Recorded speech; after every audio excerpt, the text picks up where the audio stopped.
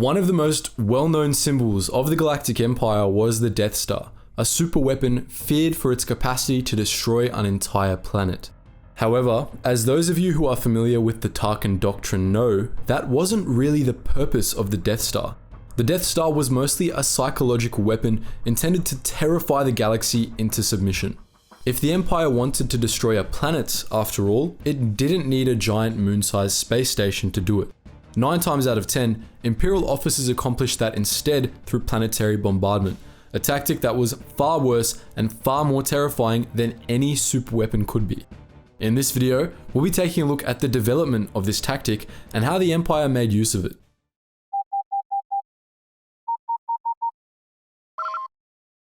Attention, Sergeant on deck!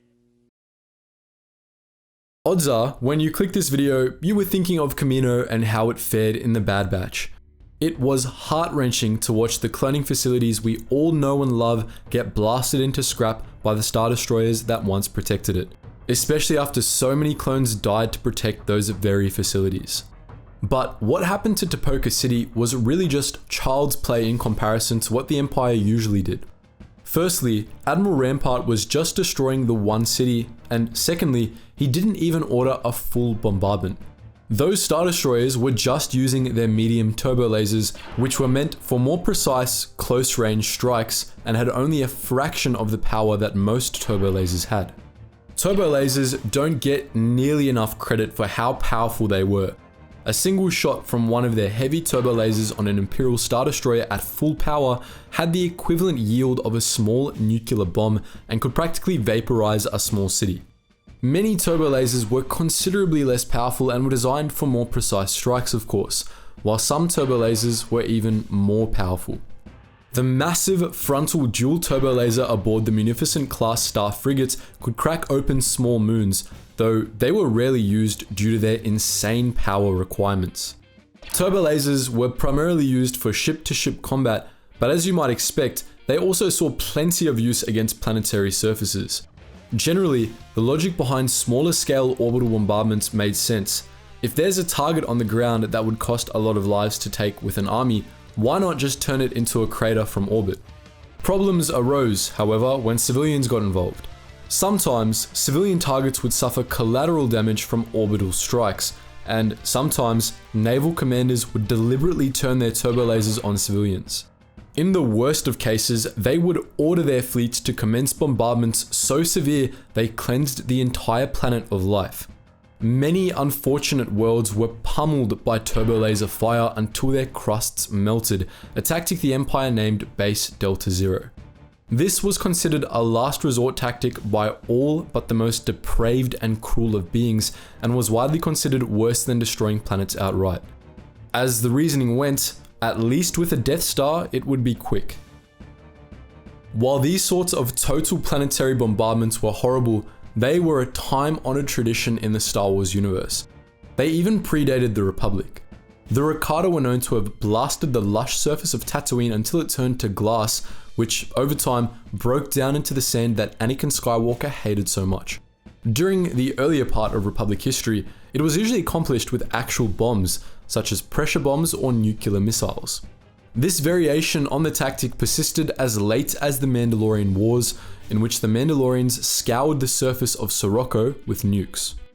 The Republic, for its part, adopted most of its tactics for planetary bombardments from the Kumari Empire, which used mass drivers aboard its battleships to hurl asteroids at planets, causing extinctions and immense damage. After the Republic defeated the Kumari Empire 10,000 years before the Battle of Yavin, it stole their battleship designs and occasionally made use of them, most notably during the 10th Alsacane conflict. Planetary bombardment as a tactic generally fell out of favor after the invention of the planetary shield, but the development of the modern turbo laser meant that it steadily climbed back into prominence.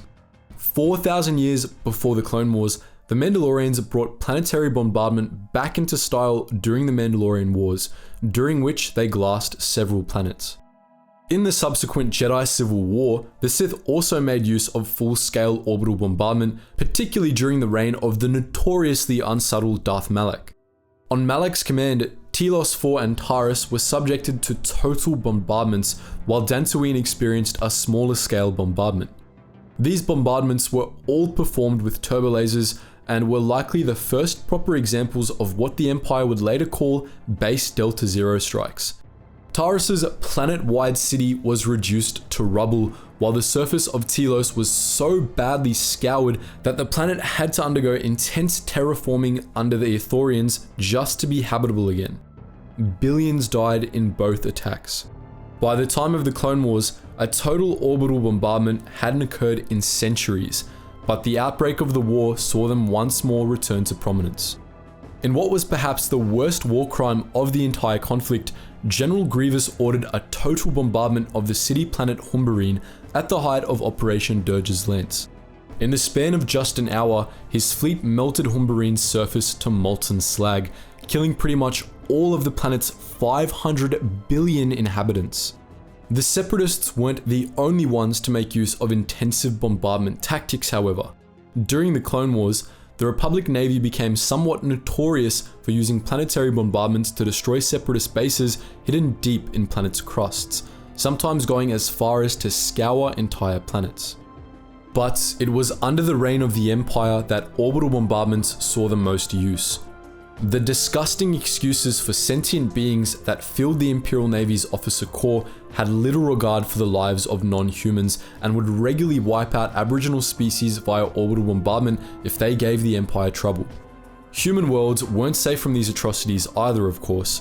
Any world that rebelled did so at the risk of a few Star Destroyers coming in and glassing it. Orbital bombardment became such a distinctly Imperial tactic that the New Republic shied away from using it even purely against military targets. The Empire, on the other hand, would use orbital bombardments for everything. Have a planet that's rebelling? Glass it. Need to get rid of a forest so you can build a new Stormtrooper Academy? Glass it. Your men are too weak or lazy to deal with a small rebel group hiding in the hills? Glass the whole continent, just to be sure. One of the earliest examples of an Imperial orbital bombardment was a base Delta Zero strike against the planet Kamars. Kamars was a beautiful world home to the Kamasi, a revered species of diplomats and philosophers who valued peace above all things. Naturally, the Emperor hated them and feared they were a threat to his power. In 19 BBY, just a few weeks after the formation of the Empire, he had a fleet completely destroy the planet's surface from orbit, killing most of the Kamasi in one of the most terrible genocides in galactic history. He got away with it too. Imperial newsnets blamed the destruction of Kamars on a natural calamity, and it was only decades later that most of the galaxy learned the Empire had been behind it. The Empire also used orbital bombardment in military options. Sometimes, this was as a show of force intended to intimidate rebellious planets into surrendering. When the Kaleesh, the supremely badass people to which General Grievous belonged, rebelled against the Empire, Grand Admiral Thrawn ordered the bombardment of Oban, one of their colonies, to quell the insurrection. The planet Raltir, a majority human rimworld, was subjected to orbital bombardment for harboring rebel scientists. Much later in the Galactic Civil War, the Empire executed a partial orbital bombardment of Metalos, killing millions of sentients. There is perhaps no better representation of the Empire's indefensible evil than its many orbital bombardments. Much of the galaxy lived in blissful ignorance of this practice for most of the Empire's reign, but few of the worlds of the Rim were so lucky. Those that weren't subjected to bombardments at some point or other lived in constant fear of them. This was, of course, exactly as the Empire intended. Fear, it was hoped, would keep potentially rebellious systems in line. As we all know, however, this tactic ultimately backfired during the Galactic Civil War. Fear leads to anger, and anger leads to hate and rebellion. The likes of Grand Moff Tarkin had hoped that the names of the destroyed worlds would be enough to stop rebellions before they began. But in the end, they simply joined the name of Alderaan as rallying cries for the Rebel Alliance. So, that's our look at Imperial orbital bombardments and why they were so terrible. But what do you think? Are you still grieving for Kamino? Let us know all that and more in the comments section below. As always guys, thank you so much for watching, and I hope to catch you in the next video.